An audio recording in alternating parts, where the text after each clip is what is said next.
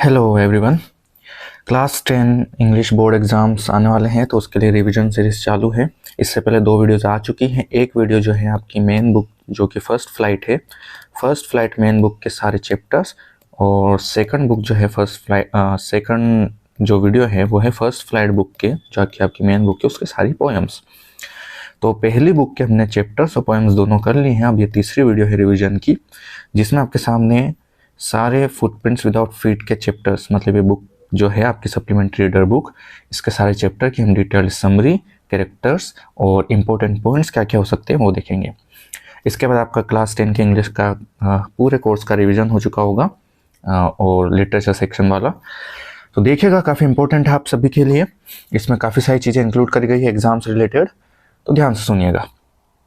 पहला चैप्टर जो हमारे सामने आता है वो आता है Triumph of surgery. Triumph of surgery James Harriet द्वारा लिखा गया है। ट्रायम्फ मतलब होता है विजय और सर्जरी मतलब आप जानते ही हैं। इंट्रोडक्शन देख लेते हैं हल्का सा पहले कि चैप्टर है किस बारे में। ट्रायम्फ ऑफ सर्जरी एक ह्यूमरस मतलब हंसी मजाक के साथ साथ एक अच्छी खासी स्टोरी, जिसमें एक डॉग बताया गया है कि वो कितना ज़्यादा उसको खिला पिला दिया जाता है जिसकी वजह से वो बीमार हो जाता है। उसकी जो मालकिन रहती है वो उसको कितना प्यार करती है, और एक डॉक्टर, जानवर का डॉक्टर जो उसको देखता है, उसको अपने साथ ले जाता है, उसको ठीक करता है। ये कहानी है। हमारे सामने 3 कैरेक्टर इसमें से निकल कर आते हैं। पहला है ट्रिकी, जो कि आपके सामने है। डॉग है, काफ़ी खाने की इसकी आदत होती है और इतना खा पी के इतना ज़्यादा बीमार कर लेता है खुद को ये कि इसकी तबीयत बहुत ज़्यादा बिगड़ने लगती है। ये इसकी मालकिन है मिसेस फ्रॉम्फ्री, और ये काफ़ी वेल्दी होती है और ये अपने डॉग को काफ़ी ज़्यादा प्यार करती है। वहीं पर हमारे सामने जो राइटर है, इस चैप्टर का राइटर भी और जो कि इस स्टोरी में भी है, वो है जेम्स हेरियट, जो कि एक एनिमल डॉक्टर है और ये ट्रिकी का इलाज करते हैं। कैसे क्या होता है वो देखते हैं। तो ट्रिकी जो कि पेम्पर्ड बहुत लाड़ प्यार से पारा हुआ एक मोटा सा डॉग होता है। मिसेस फ्रॉम्पी जो इसकी एक वेल्दी लैंड ओनर होती है, मतलब काफ़ी ज़्यादा अमीर लेडी होती है जो कि ट्रिकी को बहुत प्यार करती है। और उसके बाद जेम्स हेरियट जो कि एनिमल डॉक्टर है, जो कि बहुत अच्छा प्रैक्टिकल इंसान है, काइंड हार्टेड है, और जेम्स हेरियट के असिस्टेंट जो उसकी मदद करते हैं ट्रिकी को ठीक करने में। समरी क्या है अब वो देखते हैं। मिसेस पॉम्फ्रे एक वेल्दी वुमेन होती है जैसा कि आप पता ही है, और ये अपने डॉग पे जान छिड़कती है। डॉट्स मतलब क्या, जान छिड़कना। ये अपने डॉग पे काफ़ी ज़्यादा जान छिड़कती है, मतलब उसको किसी चीज़ की कमी नहीं होने देती। उसके डॉग का नाम होता है ट्रिकी। ये ट्रिकी का नाम ध्यान रखिएगा, काफ़ी ज़्यादा इंपॉर्टेंट है। She spoils him with rich unhealthy food, और उसको इतना ज़्यादा लाड़ प्यार करती है, जैसे आपने बड़े बड़े घरों के बच्चों को देखा होगा, कहीं कहीं पर बहुत ज़्यादा लाड़ प्यार दे दिया जाता है कि उनकी हेल्थ ख़राब हो जाती। वैसे ही यहाँ पर इस डॉग ट्रिकी को काफ़ी ज़्यादा अनहेल्दी फूड खिलाया जाता है। मतलब अनहेल्दी नहीं कह सकते, मतलब किसी चीज़ के लिए बनानी, चाहे जो खाओ चाहे जो कर, इसकी वजह से काफ़ी ज़्यादा मोटा हो जाता है। ट्रिकी बिकम्स एक्सेसिवली ओवरवेट, और बहुत ज़्यादा की ओवरवेट हो जाता है। लेथार्जिक और अनहेल्दी मतलब मोटा हो जाता है, आलसी हो जाता है, कोई भी काम धंधा उससे होता नहीं है।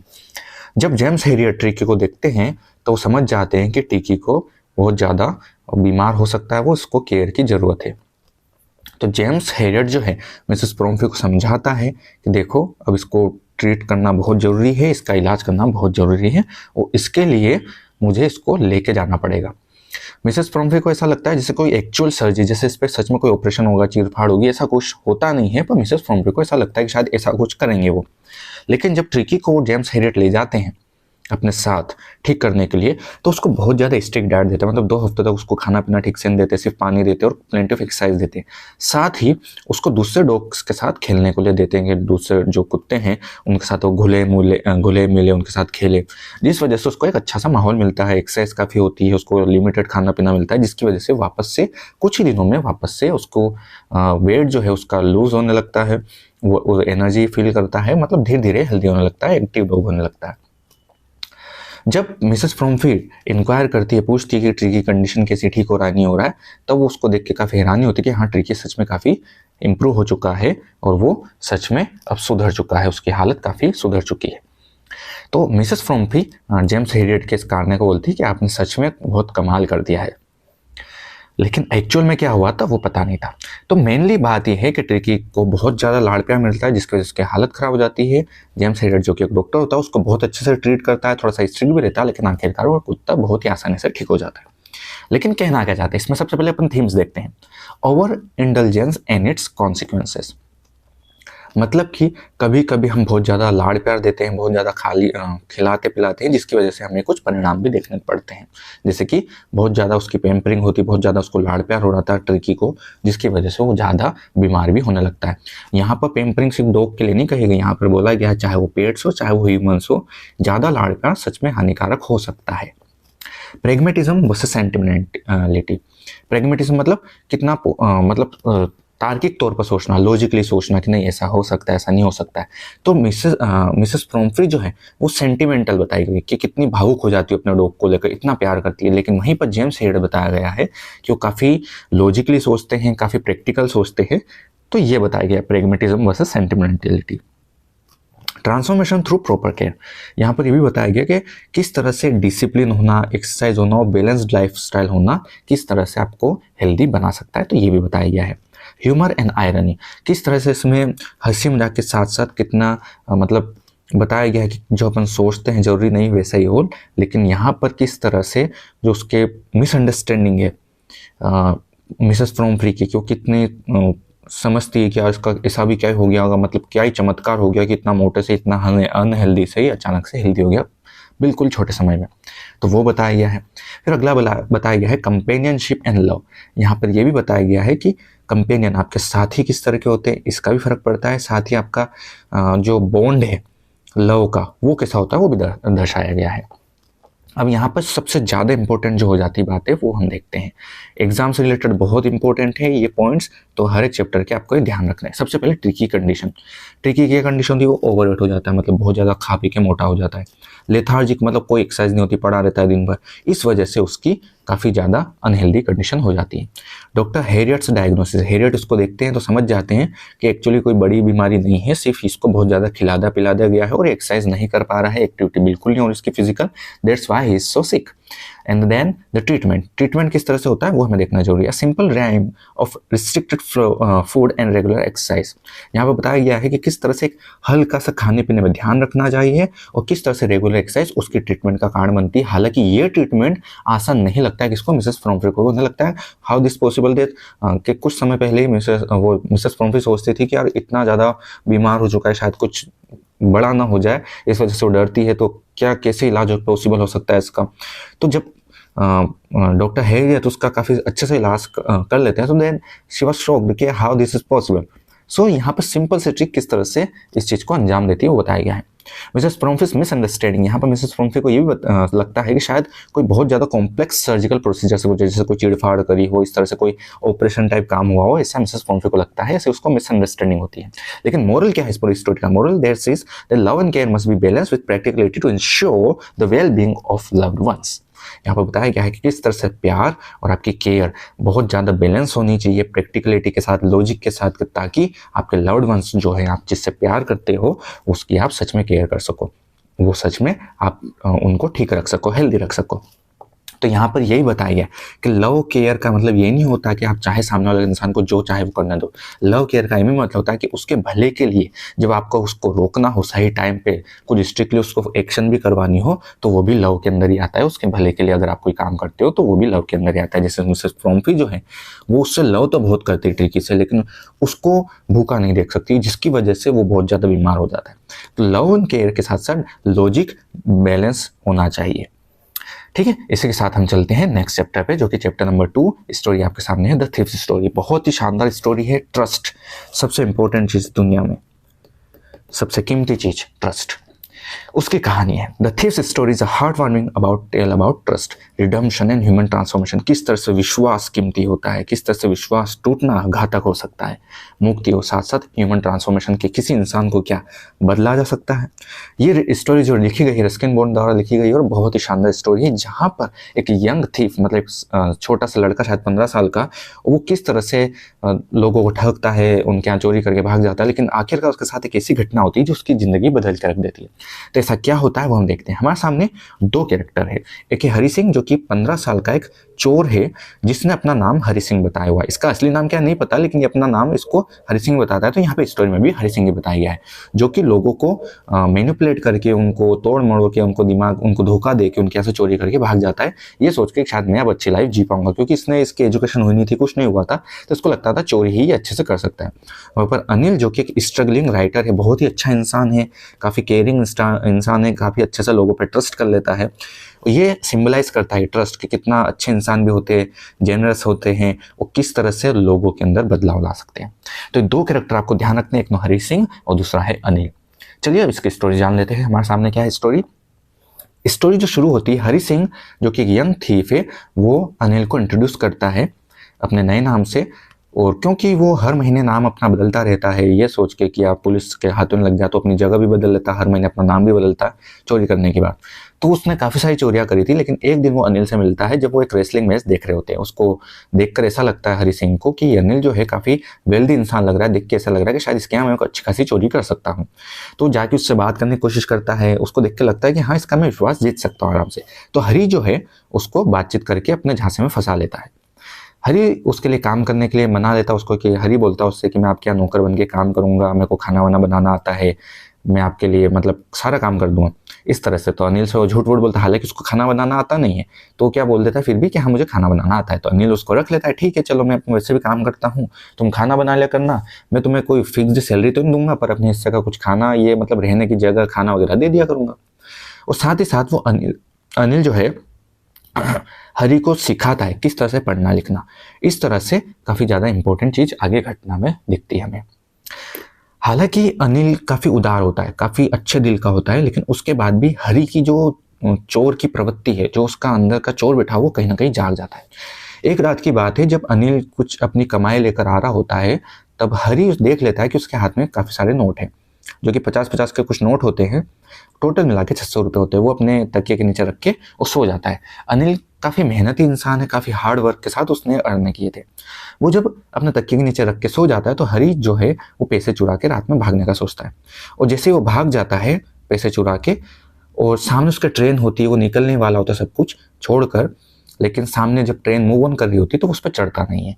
पता नहीं उसके मन में कुछ ऐसा भाव आता है जिसकी वजह से वो ट्रेन पर चढ़ नहीं पाता, वहाँ स्टेशन पर रुक जाता है। स्टेशन पर काफ़ी देर रुक के वो सोचता है कि मैं क्या कर रहा हूँ, क्यों नहीं कर रहा हूँ, मैं रुक क्यों गया, मैं भाग क्यों नहीं रहा हूँ, इस तरह की चीज़ें।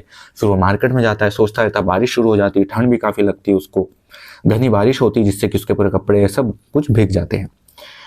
अब जैसे जैसे करके वो सोचता है कि नहीं यार, उस लड़के ने, उस इंसान ने मुझे, वो इंसान काफ़ी अच्छा है, उसका मुझे विश्वास नहीं तोड़ना चाहिए। साथ ही साथ उसने मुझे काफ़ी कुछ सिखाया, पढ़ने लिखना सिखाया, किस तरह से पढ़ते हैं, किस तरह से लिखते हैं, वो काफ़ी मेरे पे भरोसा करता है।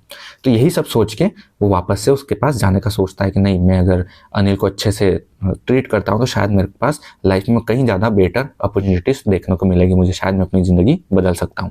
तो इसी वजह से हरी जो है मनी रिटर्न करने की सोचता है कि वापस उसके पास जाता है, शायद वो चुपचाप अभी भी सो रहा होगा तो चुपचाप उसके तकिए के नीचे जाके पैसे रख देगा। और वो ऐसा करता भी है। वो उसी रात को वापस जाता है, जब अनिल सो रहा था वो जाके देखता है कि अनिल अभी भी सो रहा है, तो चुपचाप से उसके तकिए के नीचे वो पैसे रख लेता है। पर ट्विस्ट यहाँ पर यह आता है कि बारिश हुई थी, और बारिश के टाइम उसके पूरे कपड़े तो भीगे ही थे, साथ में साथ वो नोटों की गड्डी भी भीग गई थी। जब उसने पैसे अंदर रख दिए, अब जाहिर सी बात है जब वो उठेगा अनिल तो उसको पता तो चलेगा इसे क्या नोट कैसे गिले हुए, बारिश तो बाहर हुई थी रात में, मतलब कुछ तो गड़बड़ हुई थी। तो उसको हरी पे शक हो जाता है कि हाँ इसने चोरी तो करी थी, पर वो बोलता कुछ नहीं है। हरी को वो चुपचाप से अपने पास रखता है, उसको यहाँ तक कि तनख्वाह भी देता है, और उसको कहीं ना कहीं मनी मन बिना मेंशन किए उसको माफ़ कर देता है, ये सोच के कि शायद अगर ये चोरी करके वापस आए तो कहीं ना कहीं इसके मन में मेरे ट्रस्ट की इज्जत है, साथ ही साथ ये मेरे से कुछ सीखना चाहता है। तो इसी वजह से ये दिखाती है ये बात कि किस तरह से अनिल जो एक अच्छा इंसान था, साथ ही साथ किस तरह से हरि सिंह भी अपने आप को बदलाव महसूस करता है कि अच्छे इंसान के साथ रहकर कि कितना अच्छा इंसान है, मैं शायद इसको धोखा नहीं दे सकता। तो यहाँ पे ट्रस्ट और काइंडनेस से किस तरह से एक इंसान को बदला जा सकता है वो बताया गया है। तो थीम्स इसकी काफ़ी इंपॉर्टेंट हो जाती है, वो हमें देखना है ट्रस्ट एंड बिट्रेयल। ट्रस्ट मतलब विश्वास और बिट्रेयल मतलब धोखा। किस तरह से धोखा और विश्वास के बीच ये कहानी चलती है। पावर ऑफ काइंडनेस, अनिल की जो काइंडनेस है, उसकी जो दयालुता है, वो किस तरह से एक चोर को बदल के रख देती है, उसके अंदर एक फेथ जगाती है जो कि उसको चेंज कर देती है।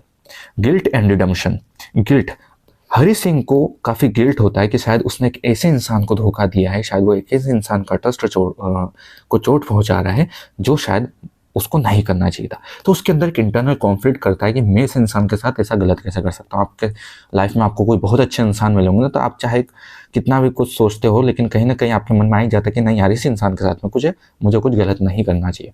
तो वही कहीं ना कहीं गिल्ट जो है वो हरी सिंह को दिल में हो रहा था। तो इसीलिए वो शायद ट्रेन पे नहीं चढ़ पाया, इसीलिए शायद वहीं बैठा रहता है, इसीलिए वापस शायद हरी सिंह जो है वो अनिल के पास आने की सोचता है। Education is a tool for transformation. Education, बहुत अच्छी बात है कि किस तरह से एजुकेशन आपके अंदर एक बदलाव ला सकती है। रियल एजुकेशन की बात हो रही है यहाँ पर कि किस तरह से रियल एजुकेशन आपके अंदर एक बदलाव ला सकती है, आपकी लाइफ को बेटर बना सकती है। अगला देखते हैं ह्यूमन पोटेंशियल फॉर चेंज। इंसान चाहे कितना ही बुरा हो, कहीं ना कहीं यहाँ पर ये बताया गया है कि उसके अंदर कहीं ना कहीं एक उम्मीद होती है कि वो बदल सकता है। बस कहीं ना कहीं उस तरह से उसको ट्रीट किया जाए शायद, तो शायद वो बदल जाए। अब यहाँ पर इंपॉर्टेंट पॉइंट्स क्या हो जाते हैं, ये एग्जाम से रिलेटेड बहुत ज़्यादा इंपॉर्टेंट है। हरी का बैकग्राउंड, सबसे पहले कि वो काफ़ी क्लेवर था, दिमाग तो था उसमें, किस तरह से मतलब वो हर महीने चीज़ें चेंज करता था, अभी तक किस तरह से पुलिस के पकड़ में नहीं आता, जाहिर सी बात है दिमाग तो होगा ही सही। तो यहाँ पर उसका बैकग्राउंड भी बताया गया कि वो क्लेवर था। यहाँ पर फिर अनिल का भी कैरेक्टर बताया गया, किस तरह से ट्रस्टिंग पर्सन था, किस तरह से वो ट्रस्ट करता था लोगों का, किस तरह से एक अच्छा इंसान था, किस तरह से लोगों को एक दूसरा चांस देने का वो बिलीव करता था कि नहीं, इसको एक मौका देना चाहिए सुधरने का। द थेफ्ट, किस तरह से उसने चोरी करी, किस तरह से उसके मन में गिल्ट आया और वापस से रिटर्न करने की सोचता है हरी सिंह। टर्निंग पॉइंट, किस तरह से एजुकेशन और स्टोलन मनी और ट्रस्ट नहीं तोड़ा जा उसका, ये उसका टर्निंग पॉइंट बनता है हरी सिंह का। और अनिल का क्या रिएक्शन रखता है, अनिल बिल्कुल बिना मेंशन के, हालांकि उसको पता चल जाता है कि ये चोरी करके भागा था रात में, लेकिन वो चुपचाप से उस चीज को इग्नोर कर देता है, ये सोच के कि शायद अगर ये वापस आया तो इसको मैं सुधार सकता हूँ, इसके अंदर एक पोटेंशियल है एक अच्छा इंसान बनने की। तो मोरल क्या है इस स्टोरी का कि ट्रस्ट और काइंडनेस बहुत बड़ी चीज होती है, ये किसी भी के अंदर बदलाव ला सकती है। और साथ ही हमारी भी जिम्मेदारी होती है कि अगर कोई ऐसा अच्छा इंसान है तो उसका ट्रस्ट और काइंडनेस की हमें रिस्पेक्ट करनी चाहिए। The midnight visitor, third chapter हमारे सामने है, द मिडनाइट विजिटर। ये भी काफ़ी अच्छा है, रॉबर्ट आर्थर इसके राइटर है। इंट्रोडक्शन देख लेते हैं। मिडनाइट विजिटर एक सस्पेंसफुल स्टोरी है और काफ़ी दिमाग वाली स्टोरी है। ये एक सीक्रेट एजेंट्स की स्टोरी है जहाँ पर ये बताया जाता है कि किस तरह से दिखावे पर हमें नहीं जाना चाहिए और किस तरह से हमारे सामने कभी कोई ऐसी मुसीबत वाली सिचुएशन आ जाती है तो उस मुसीबत वाली सिचुएशन में हमें किस तरह से खुद को संभालना चाहिए, ये बताया गया है। ओजेबल यहाँ पर मेन कैरेक्टर होता है, किस तरह से स्पाई और किस तरह से वो मैनेज करता है चीज़ों को, वो यहाँ पर बताया गया है। हमारे सामने 3 कैरेक्टर है, तीनों कैरेक्टर को हम पहले समझ लेते हैं। हमारे सामने जो पहला कैरेक्टर है वो है ओजेबल। ओजेबल जो है वो एक सीक्रेट एजेंट है। सीक्रेट एजेंट है मतलब जनरली क्या होता है, हमारे सामने एक स्टेरियोटाइप होता है। कैसा स्टेरियोटाइप कि जनरली हम जब कोई ऐसे स्पाइस को देखते हैं या फिर ऐसे सीक्रेट एजेंट्स को देखते हैं तो हम क्या इमेजिन करते हैं कि हीरो जैसा दिखता होगा, अच्छा सिक्स पैक एब्स होंगे, दौड़ भाग कर सकता होगा, ऐसा मतलब सब कुछ। लेकिन यहाँ पर वो स्टेरियोटाइप्स तोड़ा गया कि किस तरह से एक मोटा नाटा इंसान एक सीक्रेट एजेंट हो सकता है और किस तरह से कितनी बड़ी मुसीबत को वो हंसते हंसते टाल सकता है। तो यहाँ पर उसकी इंटेलिजेंस और क्विक विट बताई गई है कि किस तरह से वो तुरंत मुसीबत के समय में सोचता है और कितना काम रहता है, ये भी बताया गया कि हमें मुसीबत में किस तरह से काम रहना चाहिए। सेकंड कैरेक्टर हमारे सामने जो है वो है मैक्स। मैक्स जो है वो राइवल यहाँ पर स्पाई है जो कि ओजेबल से कुछ सीक्रेट डॉक्यूमेंट्स लेना चाहता है, उसको डरा धमका के किसी भी तरीके से। तो वो एक बहुत ही ज़्यादा मतलब कह सकते हैं इसका राइवल है। हालांकि ओजेबल किस तरह से इसको आउटविट कर देता है, किस तरह इसको चकमा देता है, ये बताया गया है। और हमारे सामने तीसरा कैरेक्टर जो है वो है फावलर। फावलर ये पीछे खड़ा है, ये कोई नहीं है, ये एक स्पाई नहीं है, तो बस एक यंग राइटर है जो कि ओजेबल के साथ रहता है, ओजेबल के साथ आता है और ये देखने के लिए शायद इसके पास कोई इंटरेस्टिंग स्टोरी हो, ये जासूस तो है ही, जाहिर सी बात है, तो इसके पास कोई ऐसी स्टोरी मिलेगी बताने को जिसके ऊपर शायद ये कोई नोवेल या कोई स्टोरी लिख सके। जाहिर सी बात है, राइटर तो ये काम करते रहते हैं। तो कॉमन परसेप्शन बताता है। शुरू में तो उसको निराशा होती है, यार ऐसे मोटे नाटे के साथ तो क्या है, ऐसे एडवेंचर्स में स्टोरी मिल जाएगी, पर इसको सिर्फ स्टोरी मिलती नहीं है, इसको सामने दिखती है स्टोरी खतरनाक तरीके से। तो ये पूरी कहानी बताई, बड़ी दिलचस्प कहानी है, आइए समझते हैं। डिटेल समरीज के देखते हैं। हमारे सामने 3 कैरेक्टर हो गए, सबसे पहले फावलर और ओजेबल। इनसे कहानी शुरू होती है कि फावलर किस तरह से ओजेबल के पास जाता है जो कि एक सीक्रेट एजेंट होता है फावलर जो कि एक राइटर होता है वो काफ़ी निराश होता है ओजेबल को देख के, क्योंकि उसको देख के कहीं से कहीं तक नहीं लग रहा था कि इसके साथ कोई ऐसी घटना हुई होगी कभी ज़िंदगी में जिसको देखकर मैं कोई स्टोरी बना सकूं या कुछ भी ऐसे। लेकिन मतलब सोच रहा था ना कि मतलब कोई एक्शन पैक्ड मस्त धमाकेदार, जिससे कि भाई अपन एक्शन मूवीज़ देखते ना, कितना मार काट हो रही है, एक्शन हीरो आ रहा है, गोलियां इस तरह से चल रही है, स्पाई जैसे कि जेम्स बॉन्ड टाइप ऐसा कुछ उसने सोच के रखा था, पर ऐसा कुछ हुआ नहीं। तो यहाँ पर जब उसने देखता है कि मैं तो जेम्स बॉन्ड जैसा सोच के आया और ये तो पता नहीं कौन निकला मोटा सा, तो उसको काफ़ी डिसअपॉइंटमेंट होती है। लेकिन फिर भी उसके साथ साथ जाता है। अब ओजेबल उसको बोलता है चल एक काम कर, मेरे क्वार्टर पे चल, वहाँ बैठ के चाय वाय पियेंगे और आराम से अपन क्या करेंगे तुझे बताऊंगा कुछ, क्या आराम से मेरे कुछ कहानी होगी तो बताता हूँ मैं। तो ठीक है, वो बातचीत करते करते जाते हैं। जैसे वो कमरे में पहुंचते हैं तो कमरे में जैसे गेट बंद करते हैं तो वहाँ पर उनको एक बंदूक ताने एक आदमी खड़ा होने मिलता है। तो तुरंत इसको जो हमारा ओजेबल इसको तुरंत पहचान लेता है और उसको बताता है कि तुम यहाँ पर क्या कर रहे हो। थोड़ा फोटो देखते हुए स्टोरी को समझते हैं। तो जैसे ही ये दोनों, ये राइटर है अपना और ये जो है वो ओजेबल है सीक्रेट एजेंट, तो जैसे ये गेट के अंदर घुसते हैं, गेट के अंदर घुसते ही जैसे ये लाइट चलाता है तो अचानक इनको टर्न करते हुए दिखता है कि मैक्स जो है, ये इसको जान रहा होता है कि मैक्स जो है वो एक सीक्रेट एजेंट है, वो उसकी तरफ बंदूक ताने खड़ा है इस तरह से, और ये देख के इसकी तो गुट्टी बन जाती है, भाई ये क्या हो गया, ये क्या देख लिया मैंने। लेकिन ये बड़ा काम रहता है। अब क्या करता है ये, इसको पहले तो इंट्रोडक्शन बता रहे, तुम यहाँ क्या कर रहे हो, तुम्हें तो उम्मीद नहीं करती, मतलब हंसते खेलते जैसे कोई फर्क नहीं पड़ रहा हो।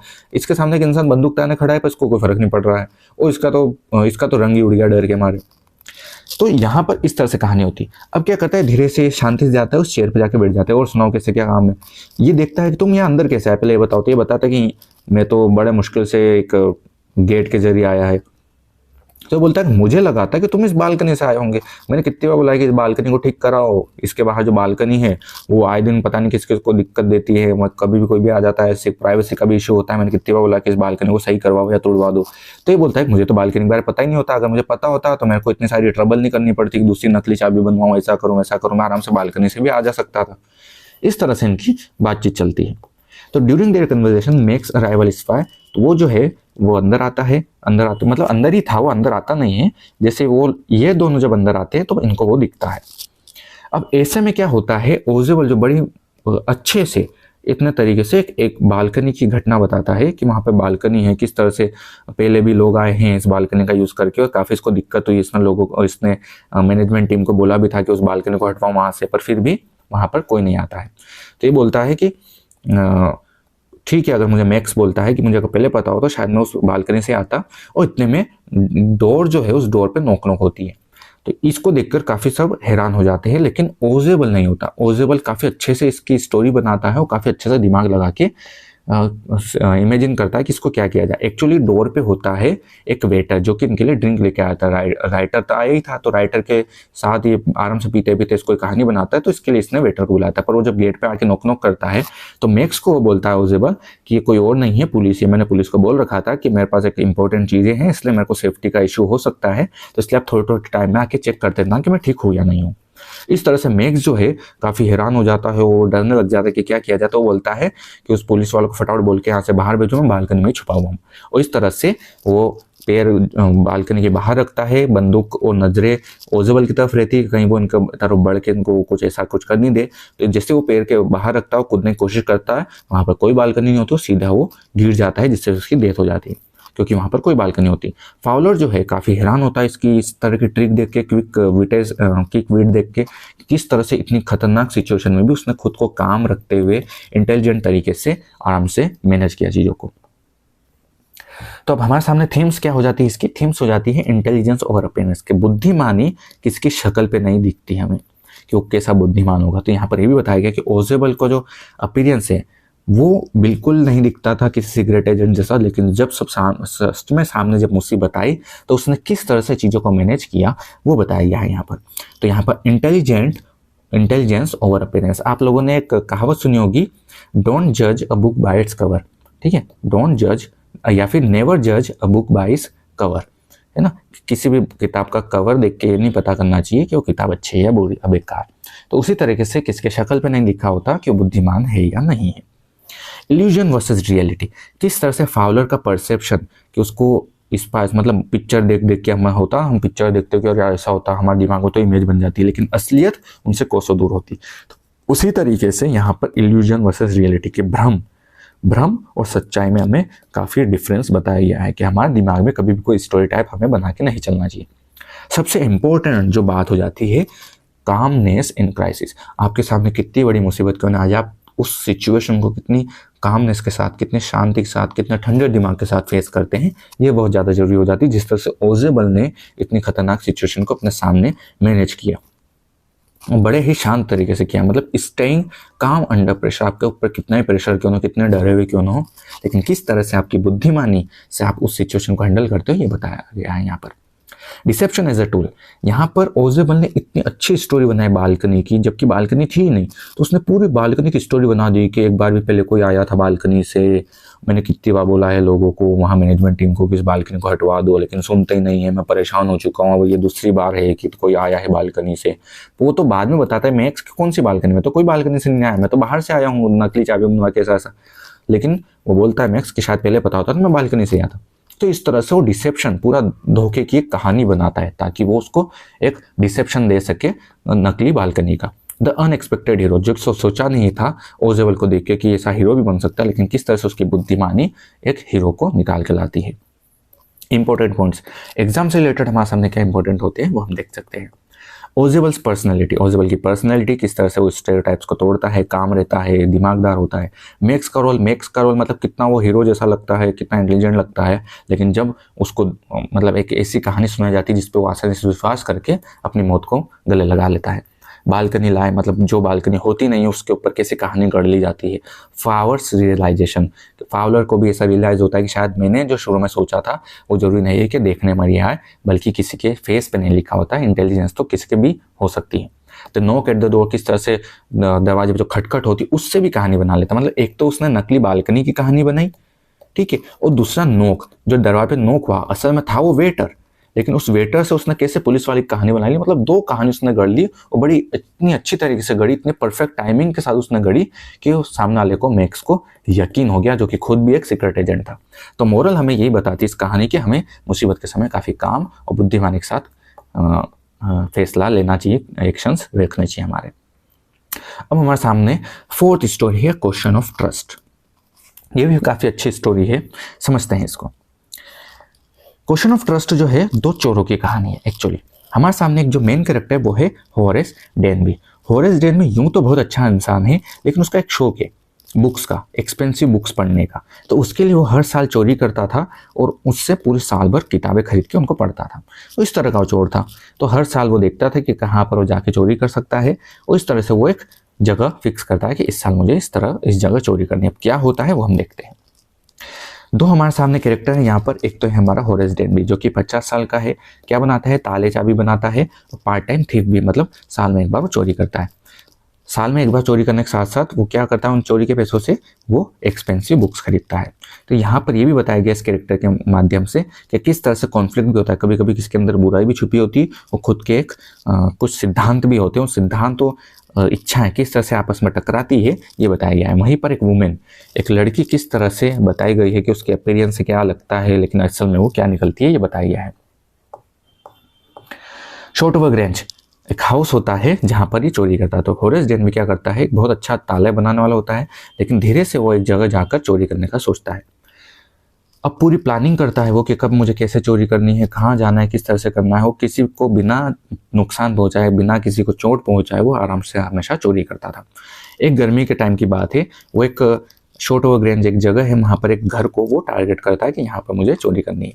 काफ़ी अच्छे से उसकी स्टडी करता है, महीनों तक प्लानिंग करता है कि हाँ मुझे इस तरह से चोरी करनी है, इस तरह से चीज़ों को रखना है, इस तरह से मुझे जाना है, किस तरह से अलार्म सिस्टम को हटाना है, इस तरह से पूरी चोरी वो शुरू करता है। लेकिन वहीं पर जब वो घर के अंदर पहुंचता है, अलार्म बंद कर देता है, वहाँ पे एक तिजोरी होती है, तिजोरी के अंदर जाके उस तिजोरी को खोलने की कोशिश ही करता है, लेकिन तभी उसको पीछे से एक आवाज़ आती है, जो कि आवाज़ एक औरत की होती है।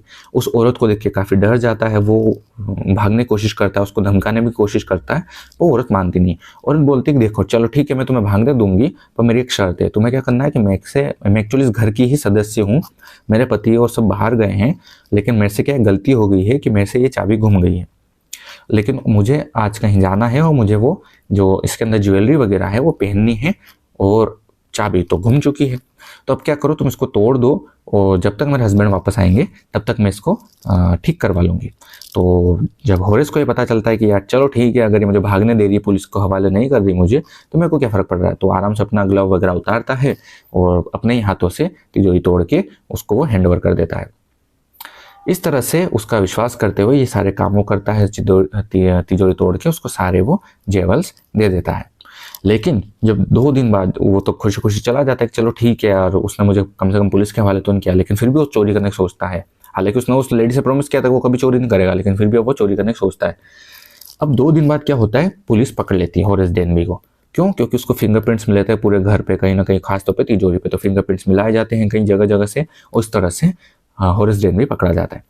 होरेस डेनबी प्रिजन होता है, लेकिन वो याद करता है, क्योंकि जब उससे पुलिस इंट्रोगेशन कर रही होती है तो बोलता है कि नहीं, मेरी तो मदद, मेरे को तो इस घर की लेडी ने बोला था कि आप मुझे तिजोरी तोड़ के दे दो, मैं चाबी भूल गई हूँ। लेकिन दरअसल वो कोई लेडी नहीं थी, वो तो खुद एक चोर थी, घर की कोई सदस्य नहीं थी, जो कि होरेस डेनबी को बेवकूफ़ बना के वहाँ से चली जाती चोरी करके। मतलब चोर को भी बेवकूफ़ बना के चोरी कर लिया यहाँ पर। तो इस तरह से इस पूरी कहानी थी। होरेस डेनबी जेल में रहता है और इस तरह से वो कहानी खत्म हो जाती है। थीम्स क्या है इसकी? डिसेप्शन एंड बिट्रेयल, धोखे की थीम है कि किस तरह से किसी पर भी ट्रस्ट नहीं किया जा सकता। मोरलिटी वर्सेस क्राइम, किस तरह से आपके अंदर कुछ ना कुछ मोरलिटी होती है। जैसे होरेस डेनबी अपने आप को काफ़ी जेंटलमैन समझता है, मतलब कैसे कि वो चोरी तो करता था लेकिन किसको मतलब हर्ट नहीं करता था, किसको नुकसान नहीं पहुंचाना चाहता था, चुपचाप जाता चोरी करके चुपचाप आ जाता। इस तरह से उसके प्रिंसिपल थे, लेकिन फिर भी गुनाह तो गुनाह होता है।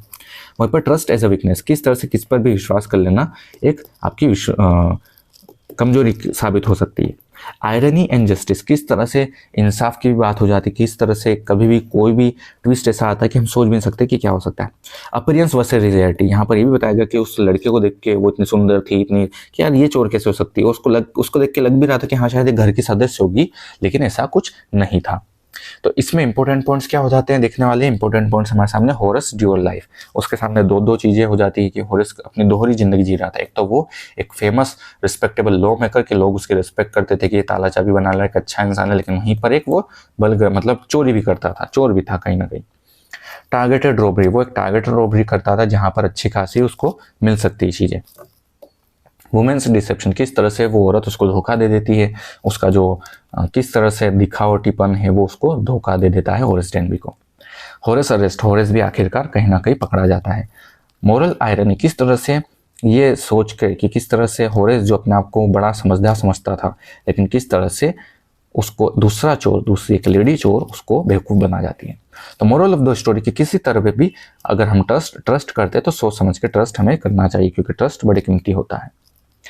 तो इसी तरह से हमारे सामने कहानी थी।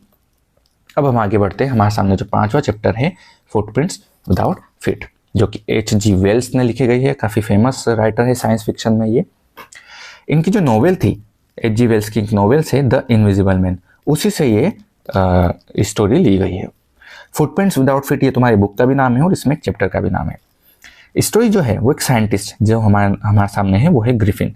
ग्रिफिन एक साइंटिस्ट है जो कि एक ऐसा ड्रग बना लेता है, एक ऐसे इन्वेंशन करता है जिससे कि वो खुद को गायब कर लेता है। लेकिन वो इस गायब होने का इस्तेमाल, इस शक्ति का इस्तेमाल बहुत ही गंदे तरीके से करता है, इसका मिसयूज़ करता है। क्या मिसयूज़ करता है वो हम देखते हैं। तो हमारे सामने मेनली तो कैरेक्टर ग्रिफिन ही है इसमें, बाकी तो छोटे मोटे कैरेक्टर इतना ध्यान देने वाला चीज़ नहीं है, सिर्फ ग्रिफिन याद रखिएगा कि एक ब्रिलियंट साइंटिस्ट है, बहुत अच्छा साइंटिस्ट है जो खुद को गायब कर लेता है। वो एक ऐसा फॉर्मूला बनाता है जिससे कि उसके पास गायब होने की शक्ति आ जाती है, लेकिन आखिरकार वो अपने खुदगर्ज तरीके से दूसरों को तकलीफ देने के तरीके से ही वो सोचता है कि किस तरह से मैं अपने फ़ायदे की बात देखूं। इनकीपर एंड लैंडलेडी, यहाँ पर लैंडलेडी वगैरह लोग भी मिलते हैं कि किस तरह से लोगों को परेशान करता है, यहाँ पर वो बताएगा। और 2 लड़के जो कि उसके फुटप्रिंट्स देखकर, निशान देखकर उसके पीछे पड़ते हैं। विलेजर्स, पुलिस, ये सीन लास्ट में आएगा। अब देखते हैं इसकी डिटेल समरी। स्टोरी शुरू होती है कि 2 लड़के जो हैं वो एक फुटप्रिंट्स का पीछा कर रहे हैं, जो कि पता नहीं कहाँ से आए हैं, पर उनको चलते हुए दिख रहे हैं, लाइव फुटप्रिंट्स वो दिख रहे हैं, लेकिन उनको कोई इंसान नहीं दिख रहा है। तो उनका पीछा करते हैं, उनको लगता है शायद कुछ तो गड़बड़ है। तो उसका पीछा करते करते वो एक साइंटिस्ट का पता चलता है कि वो एक साइंटिस्ट है। हालांकि उन लड़कों को पता नहीं चलता, लेकिन स्टोरी में बताया जाता है कि जो जिसका फुटप्रिंट्स का पीछा कर रहे हैं वो एक्चुअल में क्या है, एक साइंटिस्ट है जिसने एक फॉर्मूला बनाया है जिससे कि वो खुद को गायब कर सकता है। ग्रिफिन की जर्नी शुरू होती है, किस तरह से वो अपनी जो डिस्कवरी है वो उसका मिसयूज़ करता है, उसका बड़ा ही गंदे तरीके से इस्तेमाल करता है कि किस तरह से अपने खुद के फ़ायदे के लिए, जबकि वो चाहता था तो समाज के सुधार में वो काम कर सकता था, तो गायब होने का इस्तेमाल वो अपने फ़ायदे के लिए करता है। However instead of using his invention for good, अच्छे तरीके से इस्तेमाल करने के बजाय वो एक क्राइम का पाथ चुनता है। वो क्या करता है, एक घर को जला देता है सिर्फ इसलिए क्योंकि उसके लैंडलॉर्ड से लड़ाई हो जाती है। फिर वो भाग जाता है वहाँ से। भागने के बाद वो ऐसी दुकान पे जाता है क्योंकि उसको कपड़े वगैरह पहनने होते हैं। अब एक्चुअली वो टाइम होता है सर्दियों का समय होता है। अब उसने गायब तो खुद को कर लिया, लेकिन गायब होने के साथ साथ एक कंडीशन ये थी कि उसको कपड़े सारे खोलने पड़ते थे। अगर उसके शरीर पर कपड़े रहेंगे तो वो इस तरह से दिखता था। तो इसी वजह से उसको अगर गायब होना है तो धीरे धीरे सारे उसको कपड़े हटाने पड़ते थे। उसको दिखाना है तो उसको सारे कपड़े पहनने पड़ते थे। तो मतलब कि अगर उसको फेस भी दिखाना, अपना कपड़े तो पूरे पहन रखे लेकिन फेस भी दिखाना, तो टोपी पहनेगा, उसके ऊपर बैंडेजेस लगाएगा, चश्मा लगाएगा, नेक में स्कार्फ बांधेगा। इस तरह से वो चीज़ें करता था ताकि उसका फेस भी पूरा कवर हो जाए। तो इस तरह से वो चीज़ें बनाने के बाद क्या करता है, भागता है। भागने के बाद एक जगह जाता है क्योंकि उसको ठंड लग रही हो, तो गायब तो पूरा हो जाता कपड़े खोल के, लेकिन उसको ठंड लग रही होती, सर्दी का टाइम था। तो एक जगह जाके शॉप पर जाके वहाँ पर चोरी करता है, वहाँ पर कपड़े पहनता है, वहीं पर सो जाता है। लेकिन अगले दिन जब उठता है तो वहाँ पर फिर उसको चैलेंजेस देखने को मिलते हैं कि लोग उसका पीछा कर रहे हैं चोरी के मामले में। फिर जब उसको बचना होता है तो सारे कपड़े उतार के फेंक देता है। आखिरकार वो बहुत दूर जाके एक होटल में रुकता है, जहाँ पर वो इन में रहता है। वहाँ पर उसको जो लैंड लेडी होती है, वहाँ पे जो इन कीपर्स होते हैं, उनको उस पर शक होने लग जाता है कि यार ये बंदा थोड़ा सा अजीब है। तो जब वहाँ पर जाता है तो वहाँ पर भी वो चोरी करता है इन में, मतलब उस इन में भी उसमें कमरा लेता है, उस होटल में कमरा लेता है, उस कमरे में रुकता है। फिर वो क्या करता है, गायब होकर दूसरे कमरे में जाके चोरी करता है, फिर वापस आता है, इस तरह से। लेकिन वहाँ पे जो इन कीपर्स होते हैं, वहाँ पे जो लैंडलॉर्ड होते हैं, उनको उस पर शक हो जाता है कि ये शायद कुछ अजीब सा आदमी है। तो उसको पकड़ते हैं, उसको पकड़ने की कोशिश करते हैं, उसके पीछे जाते हैं, लेकिन वो जैसे जैसे भागता है तो अपने सारे कपड़े वो खोलते जाता है। उस तरह से वो गायब हो जाता है पूरी तरह। और लास्ट में देखते हैं कि किस तरह से गायब इंसान लोगों को मार रहा होता है और पुलिस से बचने की कोशिश कर रहा होता है। तो इस तरह से पूरा अफरा तफरी वाला सीन था। मेन मोटो पूरी स्टोरी का क्या है वो हम देखते हैं थीम्स में। Science and it's misuse. कभी कभी बहुत सारी इन्वेंशंस ऐसी होती जो कि साइंस की देन होती है, बहुत अच्छे से अच्छी लगती है, लेकिन उसका किस तरह से मिसयूज किया जाता है वो भी यहाँ पर दिखाया गया है कि डिस्ट्रक्शन के लिए। कॉन्सिक्वेंसेस ऑफ पावर, किस तरह से आपके पास अगर कोई शक्ति है तो किस तरह से उसके साथ साथ कॉन्सिक्वेंसेस भी आते हैं, किस तरह से मोरली वो इंसान डाउनफॉल की तरफ ले जाता है, ये भी बताया गया कि power corrupts.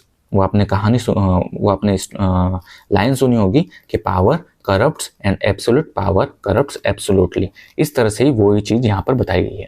Ethics in science, यहाँ पर ये भी बताया गया किस तरह से साइंस अगर इतनी डेवलपमेंट कर रहा है तो उसके साथ साथ एथिक्स में भी डेवलपमेंट होना चाहिए ताकि वो इंसानियत के भले के लिए साइंस यूज़ हो।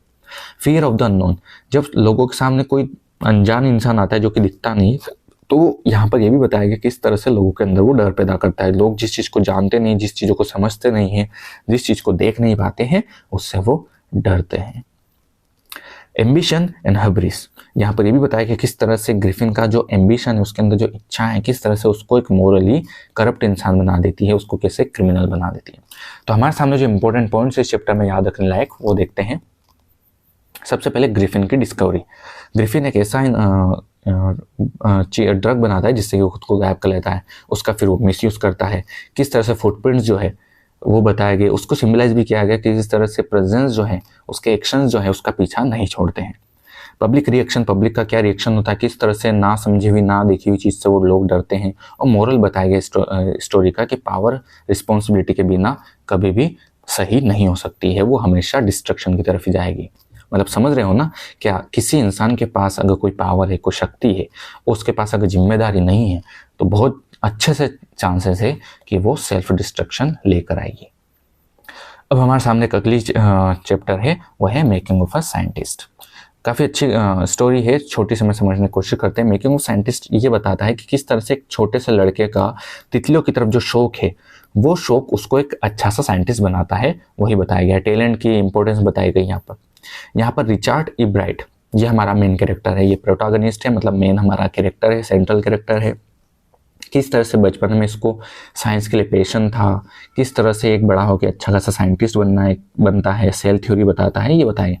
तो यहाँ पर ये रिप्रेजेंट करता है क्यूरियोसिटी को, जिज्ञासा को, परसिवरेंस और डेडिकेशन। किस तरह से डेडिकेशन और परसिवरेंस आपको कुछ सक्सेस दिलाने में मदद करते हैं। एब्राइट की मदर, यहाँ पर पेरेंट भी बताया गया कि उसकी मदर भी कितना बड़ा इंपॉर्टेंट रोल प्ले करती है उसके सक्सेस के पीछे, कि उसको कितना सपोर्ट करती है, उसको कितना इंकरेज करती है, ये बताया गया है। फिर डॉक्टर न्यूहार्ट, यहाँ पर ये बताया गया कि इस तरह से इनको पेशेंस इनका बढ़ाते हैं, इनको सिखाते हैं, इनको मोटिवेट करते हैं, ये बताया गया है। अब इसकी समरी देखते हैं। रिचर्ड एब्राइट जो है वो एक बहुत अच्छे साइंटिस्ट बनते हैं, लेकिन उनकी कहानी शुरू होती है बचपन से, कि बचपन में उनको किस तरह से साइंस में शौक था। जब वो बच्चे थे तो बच्चे रहते हुए उनको बटरफ्लाइज देखना बहुत पसंद था, तो उनको तरह तरह की बटरफ्लाइज वो जा जाकर पकड़ के अपने पास कलेक्ट करते थे, उनको काफ़ी घंटों तक देखते रहते थे। उनको देखना बटरफ्लाइज को काफ़ी अच्छा लगता है। लेकिन उनकी जो मम्मी को पता चलता है कि इसको बटरफ्लाइज का काफ़ी शौक है, तो क्या करती है, उनको बटरफ्लाइज से रिलेटेड एक किताब देती है कि देख बेटा ये पढ़। वो साइंस से रिलेटेड किताब भी होती है जिसमें साइंटिफिक इक्विपमेंट है और ये सब चीज़ें बताया होता है। अब क्या होता है, जब वो उन किताबों को पढ़ता है रिचर्ड, तो उसकी जिज्ञासा है जो और बढ़ जाती है साइंटिस्ट इक्विपमेंट्स तितलियों के प्रति। तो वो क्या करता है, साइंस से रिलेटेड इक्विपमेंट लाता है और हर बार अपने स्कूल में साइंस की प्रेजेंटेशन देता है। अब जब वो सेकंड ग्रेड में आ जाता है, तब क्या होता है, वो लगभग 25 तरह की पीचेस, स्पाइसेस मतलब ये प्रजातियाँ, 25 तरह की तितलियों की प्रजातियां वो इकट्ठी कर लेता है ताकि वो लोगों को बता सके, उनके ऊपर रिसर्च भी कर सके। अब धीरे धीरे क्या होता है, साइंटिफिक बुक्स जब पढ़ता है तो धीरे धीरे करके उन पे एक्सपेरिमेंट भी करना शुरू करता है। अर्ली एक्सपेरिमेंट और उसके जो अचीवमेंट्स होते हैं वो साइंस फेयर में बताता भी है कि ऐसा ऐसा, लेकिन कई बार उसको सक्सेस नहीं मिलती, लेकिन फिर भी वो हार नहीं मानता है और धीरे धीरे करके अपनी गलतियों से सीखते हुए अपने लर्निंग को, अपनी ग्रोथ को बढ़ाता जाता है, सीखता जाता है। और कई सालों के बाद, कई सारे साइंस कंपटीशन में अवार्ड जीतने के बाद वो आखिरकार एक बहुत अच्छा साइंटिस्ट बनता है। हालांकि लास्ट में ये भी बताया गया कि इस तरह से उसने एक रिसर्च पेश करी थी कि तितलियों से रिसर्च करते करते उसका सेल स्ट्रक्चर पता किया उसने, और सेल स्ट्रक्चर से भी पता चला कि किस तरह से सेल्स जो है डीएनए को पढ़ सकती है अपने अपने। तो ये डिस्कवरी सिर्फ तितलियों के लिए नहीं, पूरी इंसानी लगभग हर जीवित चीज़ों के लिए यहाँ पर बताई गई है। तो ये काफ़ी ज़्यादा साइंटिफिक एक कंट्रीब्यूशन होता है जो कि बताया गया है।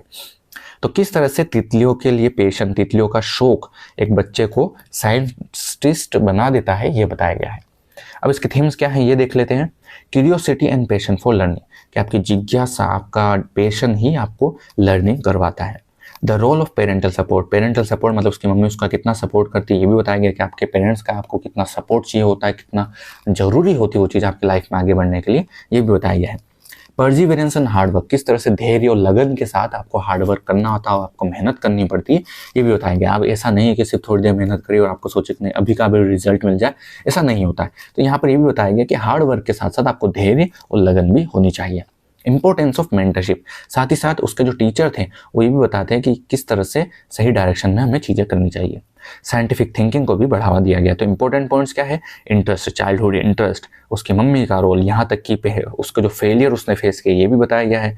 उसके मेजर कंट्रीब्यूशन, किस तरह से उसके साइंटिफिक डिस्कवरी हर साइंस में उसको, मतलब साइंस से साइंटिफिक दुनिया में किस तरह से एक बड़ा कारनामा करती है, ये बताया गया। तो मोरल ये बताया गया कि पेशेंस, परसिस्टेंस आपको हमेशा सक्सेस की तरफ ले जाता है। बस आपको अपने काम में पूरे मन लगाकर डटे रहना है।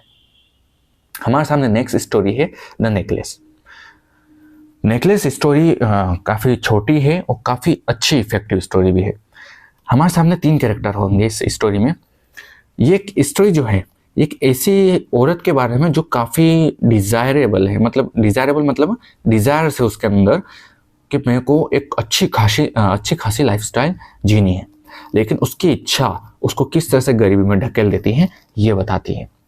हमारे सामने 3 कैरेक्टर है। तो मथिल्डा लोजेल जो कि एक औरत होती है, ये काफ़ी इसके अंदर इच्छा होती है कि मैं बड़ी बड़ी पार्टीज में जाऊँ, अच्छे अच्छे ड्रेसें पहनूँ, महंगे महंगे कपड़े पहनूँ, मतलब अमीरों की तरह जीना चाहती है, इसके शौक बड़े बड़े। वहाँ पर उसका हस्बैंड होता है लोजेल, जो कि बड़ा ही सिंपल इंसान है, जो अपनी वाइफ को खुश करने के लिए क्या कुछ नहीं करता। वो बोलता है तुझे ये चाहिए, ठीक है मैं ये ला दूंगा, मतलब चाहे उसके लिए कुछ भी करना पड़े, चाहे इसको खुद को पर्सनल सफरिंग देखनी पड़े, खुद को दुख देखना पड़े तो देख लेगा, लेकिन अपनी वाइफ को खुश करने के लिए कितना कुछ करता है ये बताता है। लेकिन उसके बाद भी ये इसकी कितना केयर नहीं करती, इसको किस तरह ट्रीट करती है ये बताया गया है। और एक और कैरेक्टर है मैडम फ्रोस्टियर, जो कि इसकी फ्रेंड होती है। किसकी फ्रेंड? इस लेडी की, मैथिल्डे लोजेल की फ्रेंड होती है, अमीर फ्रेंड होती है, वो है कैरेक्टर। तो ये तीनों कैरेक्टर आपके सामने क्लियर हैं। अब देखते हैं। मैथिल्डा लोजेल एक मिडिल क्लास वुमेन, एक मतलब कह सकते हैं मिडिल क्लास औरत है, जो कि बहुत अनहैप्पी है। क्यों अनहैप्पी है? क्योंकि वो सोचती है कि यार मेरे को तो ऐसी लाइफ चाहिए थी, मेरे पास तो ये होना चाहिए था, मेरे पास वो होना चाहिए था, मैं क्या गरीबी में जी रही हूँ, इस तरह से। तो वो मतलब बड़ी ग्लैमरस और हीरोइन की तरफ लाइफस्टाइल जीना चाहती है। लेकिन उसका जो हस्बैंड है वो काफ़ी छोटी सी नौकरी करता है, गरीब हस्बैंड है, लेकिन फिर भी उसके लिए काफ़ी मेहनत करता है, वो बड़ा मेहनती आदमी है। तो यहाँ पर एक दिन क्या होता है, मोनिसे लोजेल मतलब कि इस औरत का हस्बैंड एक इनविटेशन लेके आता है कि उनको एक पार्टी में जाना है। बोल से यहाँ मतलब है पार्टी में जाना है, और उस पार्टी में क्या करना है, हमें जाकर काफ़ी मिलना है लोगों से, बड़े बड़े लोग आएंगे। अब जब ये अपनी वाइफ को बताता है कि देख वहाँ जाएंगे, बड़े बड़े लोग आएंगे, हमारा एक इमेज बनेगी, एक रिस्पेक्ट बनेगी, तो इंस्टेड ऑफ बीइंग प्लीज्ड, अब इसकी वाइफ खुश नहीं हुई कि यार हमारे पास इतनी बड़ी पार्टी में जाने का न्योता आया है, इनविटेशन आया है, तो उसको खुशी नहीं हुई, बल्कि क्या हुआ, ये दुखी होगी कि यार इतनी बड़ी पार्टी में तो जाएंगे, पर मेरे पास तो पहनने को कुछ भी नहीं है, मेरे पास कोई ज्वेलरी नहीं है, कुछ भी नहीं है। तो क्या करता है, उसको खुश करने के लिए, अपनी वाइफ को खुश करने के लिए, अपने पास जो भी सेविंग्स थी वो सेविंग्स इसको दे देता है कि जा तो अपने से खुशी अपनी अपनी पसंद की कोई भी अच्छी सी खूबसूरत ड्रेस ले आ। लेकिन इसके बाद भी जब वो ड्रेस ले आती है तो वो खुश होने के बजाय फिर भी उसको मतलब दुखी होता है कि नहीं, ड्रेस तो मैं ले आई हूँ लेकिन अभी भी कुछ कमी बच रही है। तो उसको क्या चाहिए था, ज्वेलरी चाहिए थी कि नहीं यार मुझे कोई ज्वेलरी चाहिए कि इस पर मैं देख के उसको अच्छा फील करूँ, खूबसूरत फील करूँ, लोग मुझे नोटिस करें, ये सब चीज़ें बताती है। तो उसका हस्बैंड बोलता है ठीक है देख, अब ज्वेलरी के तो पैसे नहीं, तो एक काम करते, जो फ्रेंड है मैडम फ्रोस्टियर, उसके पास जा और उसके पास जाके उससे एक दिन के लिए कोई भी ज्वेलरी उधार मांग ले, क्या फर्क पड़ रहा है। तो अब क्या होता है, वो जाती है अपने फ्रेंड के पास, उससे बोलती है कि यार मुझे कोई ज्वेलरी बता दे। तो उसकी फ्रेंड बोलती है हाँ हाँ बिल्कुल बिल्कुल, क्यों नहीं। उसके सामने कई सारी ज्वेलरी लाती है, लेकिन वो उसको पसंद नहीं आती। लेकिन आखिरकार जब उसको डायमंड के नेकलेस दिखता है तो उसको पसंद आता है। उससे बोलती है कि क्या मुझे डायमंड का नेकलेस दे सकते हो। तो मैडम फ्रोस्टर बोलती है ठीक है ले जा, कोई दिक्कत नहीं है। अब क्या होता है, मैडम लोजेल जब वापस जाती है पार्टी में, तो वहाँ पर देख कर सब उस पर अटेंशन दे रहे हैं कि यार मतलब बिल्कुल उसको प्राउड फील होता है कि पार्टी में आई है, अमीर फील हो रहा है, उसको ड्रेस भी अच्छी, डायमंड का नेकलेस पहन रखा है, तो सेंटर ऑफ अटेंशन बन जाती है। उसको काफ़ी अच्छा लगता है कि ये देखो मैं कितना अच्छा फील कर रहा हूँ, सब उसकी तारीफ कर रहे हैं, इस तरह से। आखिरकार पूरी रात भर पार्टी करने के बाद जब हस्बैंड और वाइफ जाते हैं वापस से घर के, चलो पार्टी हो गई है, उसके बाद वो घर पहुँचते हैं और कपड़े उतार रहे होते हैं चेंज करने के लिए, तभी वो देखती है कि उसका जो नेकलेस है वो मिसिंग है, डायमंड का नेकलेस। और वो पूरी जगह घर में ढूंढ लेती है, कहीं नहीं मिलता। उसके बाद वो उसका जो हस्बैंड है वो बड़ा डर के मारे वापस से जाता है, जहाँ जहाँ रास्ते में वो गए थे वो वहाँ जाता है, जिस ऑटो में बैठे थे उस ऑटो में देखता है कि कहीं उसमें तो नहीं गया। मतलब पूरा रात भर वो छान लेता है जगह पर जहाँ जहाँ वो गए थे, लेकिन कहीं पर उसको नहीं मिलता। फिर सुबह आके वो देखते हैं कि यार अब तो कोई चारा नहीं है, वो कितने का होगा, अब क्या कर सकते हैं क्या नहीं कर सकते। अब तो एक ही रास्ता बचा है कि हमें क्या करना पड़ेगा, बहुत सारे पैसे इकट्ठे करके उसके जैसा ही नेकलेस उसको लाके चुपचाप देना होगा ताकि कोई दिक्कत ना आए। अब क्या होता है, वो सेम नेकलेस, डायमंड का नेकलेस बड़ा उधार करके खर्चा कर लोन वगैरह लेके वो नेकलेस खरीदते हैं, वो चुपचाप जाके वो मैडम फ्रोस्टर को दे देते हैं। अब क्या होता है, उन्होंने लोन तो ले लिया, उधार तो ले लिया, लेकिन इसकी वजह से उन्हें 10 साल तक बहुत गरीबी में जीवन जीना पड़ता है, बहुत कंजूसी कर करके जीना पड़ता है, दिन रात काम करना पड़ता है ताकि वो उस डेट को देख सके, हटा सके। इस वजह से जो मैडम मैथिल्डे थी वो क्या होती है, अपना ब्यूटी, अपनी यूथ सब खो देती है, क्योंकि दिन रात उसको काम करना पड़ता है, बड़ी बेकार लगने लग जाती है 10 साल बाद। अब क्या होता है, जब 10 साल बाद आखिरकार वो सारा डेट पे कर देती है और उनके ऊपर कोई लोन नहीं बचा, सब कुछ ठीक हो चुका है।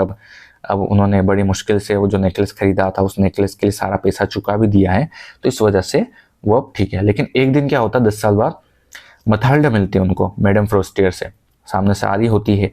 तो जब ये दोनों आमने सामने होती लेडीज, तो मैथिल्डा उनसे बोलती है कि मेरे इस दुख का कारण तुम ही हो। एक्चुअल में क्या होता है, जब दोनों मिलती है ना, मैथिल्डा और फ्रोस्टर जो कि उसकी फ्रेंड होती है, मैथिल्डा जब इसको मिलती है, इससे जाके बोलती है कि कैसे हो क्या तुम हो, तो फ्रोस्टर इसको पहचान नहीं पाती, अरे तुम कौन हो। फिर उसको याद दिलाती है कि मैं वो हूँ। फिर उसको याद, अरे बाप रे तुम्हारी कंडीशन कैसे होगी, तुम ऐसे कैसे हो गई हो। तो ये बोलती है कि सब तुम्हारी वजह से हुआ। तो फ्रोस्टर बोलती है मेरी वजह से कैसे हुआ। तो बोलती है कि तुमने मुझे नेकलेस दिया था। बोले हाँ दिया था उधार, याद है मुझे। कि हाँ वो ना मुझसे खो गया था, वो खोने के बाद क्या है मैंने तुम्हें वो ऐसा का ऐसा और मतलब दूसरा पीस ला के दिया था, तो उसकी वजह से हमें उधार लेना पड़ा था, लेकिन अब वो उधार चुकाने में हमें 10 साल लगे, दिन रात काम करना पड़ा, गरीबी में निकालने पड़े, लेकिन अब मैं खुश हूँ क्योंकि मैंने वो सारा डेट पे कर दिया है। तो इसके बावजूद जब फ्रोस्टी ये बात सुन ली तो उसके बड़े हैरानी होती है, वो उसका दिमाग खराब हो जाता है सुन के कि अरे यार तुमने ये क्या किया, तुम मुझे एक बार बात बताती तो सही कि आखिरकार बात क्या है, अगर तुम बता देती तो शायद तुम्हें इतने 10 साल का और वो करना नहीं पड़ता। क्यों? क्योंकि मैंने जो तुम्हें डायमंड का नेकलेस दिया था वो ओरिजिनल नहीं था, वो तो नकली था, वो तो बहुत सस्ता था। तो इस तरह से किस तरह से यहाँ पर कहानी खत्म होती है ये बताया गया है। इसमें थीम्स क्या है? Dangers of vanity and materialism, ये बहुत अच्छी थीम है, इससे रिलेटेड क्वेश्चन आया भी हुआ है pre boards of last years में, और ये चीज़ ध्यान भी रखनी है आपको कि किस तरह से मथिल्डा का जो ऑब्सेशन है उसकी वेल्थ को लेके, उसके अपीयरेंस को लेके, नहीं उसके शौक जो है उसको शौक पूरा करने के लिए वो किसी भी हद तक जा सकती है। तो यहाँ पर ये भी बताया गया है कंटेनमेंट्स विथ वंस लाइफ, क्या आपके लाइफ में जो है उसमें ही खुश रहो, बड़ी इच्छाएं मत रखो, फिर भी अगर आप बड़ी इच्छा रखते हैं तो उस पर खुद मेहनत करो, किसी और के दम पे किसी और को परेशान करने से कोई फायदा नहीं। आपके अगर लाइफ में बड़ी बड़ी इच्छाएं है तो बहुत अच्छी बात है, इच्छा होनी भी चाहिए, लेकिन इसका मतलब ये नहीं कि आपके पास जो है उससे दुखी होकर आप दूसरों को भी परेशान करो, अपनी लाइफ को और डेंजर में डाल दो। डिसेप्टिवनेस ऑफ अपीयरेंसेस, किस तरह से आप एक लुक के जरिए, आजकल हो गया ना सोशल मीडिया का जमाना, वैसे मथिल्डा का भी था, वही सिंबलाइज किया गया कि किस तरह से लोग जो है सोशल मीडिया पे दिखाते हैं कि हमारे ये ने वो ने, अब दिखावे की दुनिया हो चुकी है, लेकिन असलियत में कितना कुछ उन्हें झेलना पड़ता है बताइए। अब उसने एक पार्टी में जाने के लिए मतलब एक पार्टी में जाने के लिए उसने डायमंड नेकलेस और बड़ी मुश्किल से इतना कुछ किया, सिर्फ कुछ चंद घंटों की तारीफ के लिए, चंद घंटों के अट्रैक्शन के लिए उसने अपनी पूरी लाइफ का 12 बजा दिया। तो यहाँ पर यह भी बताया गया कि दिखावटी मटेरियलिस्टिक चीजें आपको कहीं ना कहीं बहुत दुख दे सकती है। Sacrifice and responsibility. Mr. Lozel sacrifices show his love and responsibility for as a husband. अब यहाँ पर वो औरत तो थी सही कि उसकी इच्छाएं ऐसी वगैरह थी, लेकिन यहाँ पर हस्बैंड को भी बताया गया कि किस तरह से अपनी वाइफ को प्यार वो करता है, उसके लिए रिस्पॉन्सिबल फील करता है कि उसकी खुशी के लिए वो कुछ भी करने को रेडी है। आयरन ऑफ फेट, और यहाँ पर किस्मत की भी बात बताई गई है कि किस तरह से मिसअंडरस्टैंडिंग, अगर वो जाती फ्रोस्टर अपनी फ्रेंड से क्लियर कर लेते, देख बहन बात ऐसा हुआ है कि मेरे से गुम हो गया है, अब तुम मुझे बता दे पैसे कितने का था, मैं थोड़ा थोड़ा करके तेरे को पे कर दूंगा जैसे भी हो। तो ऐसे में क्या उसको बता देते थे कि वो तो नकली था, आप छोड़, थोड़ा बहुत पे कर देना जब तेरे को ठीक लगे। तो इस तरह से उनकी सफरिंग शायद उनको नहीं देखनी पड़ती अगर वो सच बोल देती। तो यहाँ पर यह भी बताया गया है कि सच भी बोल देना चाहिए, कभी कभी सामने कन्फेस कर देना चाहिए, छुपाना नहीं चीजें को। हो सकता है कि आपकी प्रॉब्लम बढ़ने की जगह वो और सही हो जाए। कई बार होता है ना कि हमें एक झूठ बोलने के लिए कहीं सारे झूठ बोलने पड़ते, लेकिन अगर आप सच बोलते हैं तो कहीं ना कहीं आपको डरने की जरूरत नहीं पड़ती है। इंपॉर्टेंट पॉइंट्स क्या होते हैं एग्जाम से रिलेटेड वो देख लेते हैं। मथिल्डा का डिससेटिस्फेक्शन, वो अपनी लाइफ से कितनी नाखुश थी ये बताया गया है। उसको कितनी चीज़ें चाहिए कि नहीं मुझे तो ये वाला चाहिए, ये वो चाहिए, ऐसा चाहिए वैसा चाहिए, जिस वजह से उसके साथ जो उसका जो हस्बैंड है वो उसके साथ खुश नहीं रह पाती है। तो यहाँ पर ये भी बताया गया द बॉल, वो पार्टी जो है, पार्टी एक सिंबलाइज करती है कि किस तरह से थोड़े टाइम की ग्लोरी के लिए, थोड़े टाइम की फेम के लिए, थोड़ी टाइम की खुशी के लिए हम कितना कुछ दाव पे लगा देते हैं। यहाँ पर द बॉल, ये चीज, द पार्टी, ये चीज रिप्रेजेंट करती है। The replacement of the necklace, किस तरह से इनका जो फैसला था कि हमें रिप्लेस करना चाहिए, इस तरह से उनको अननेसेसरी कई सालों की सफरिंग देखनी पड़ती है। और ट्विस्ट लास्ट में पता चलता है कि वो जो था ही नहीं ओरिजिनल, वो तो नकली था। तो इस तरह से मोरल हमें बताया गया कि हमें हमेशा हमारे पास जो है उसमें खुश रहते हुए हमें इच्छाओं को सोचना चाहिए, उसके लिए मेहनत करनी चाहिए, लेकिन मटेरियलिस्टिक चीज़ें आपको किस तरह से मुसीबत में डाल सकती हैं ये बताया गया है। हमारे सामने अगला चैप्टर है भोली। भोली जो चैप्टर है ये भी काफ़ी अच्छा चैप्टर है, के ए अब्बास द्वारा लिखा गया। एजुकेशन की इंपॉर्टेंस बताई गई है, डाउरी सिस्टम बताया गया है, किस तरह समाज में बुराइयां व्याप्त थी एक समय में वो भी बताया गया है। इसमें जो पूरी थीम से एजुकेशन, जेंडर इक्वलिटी और पर्सनल ट्रांसफॉर्मेशन, किस तरह से एक इंसान में बदलाव आता है, जेंडर इक्वलिटी है कि नहीं वो बताया गया, साथ ही एजुकेशन की इंपॉर्टेंस बताई गई है।